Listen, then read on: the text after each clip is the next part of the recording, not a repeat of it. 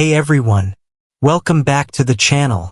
In today's video, we're answering a popular question among CS2 and Faceit players. Do you need Prime to play on Faceit in 2025? Whether you're new to competitive gaming or just curious about the latest Faceit rules and Prime status updates, this guide will clear things up once and for all. So, stay tuned till the end to know exactly what you need before jumping into your next ranked match. Previously, Faceit required a Prime account for matchmaking, but that rule no longer applies. Now any CS2 account can join Faceit as long as you have at least 25 hours of playtime in the game.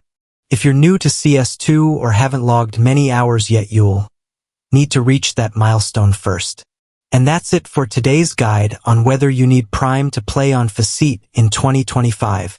I hope this helped you understand how Faceit works and what's required to start competing. If you found this video useful, don't forget to drop a like, subscribe, and hit that notification bell so you won't miss more gaming tips and updates like this. Thanks for watching, and I'll see you in the next one. Good luck, have fun, and keep grinding.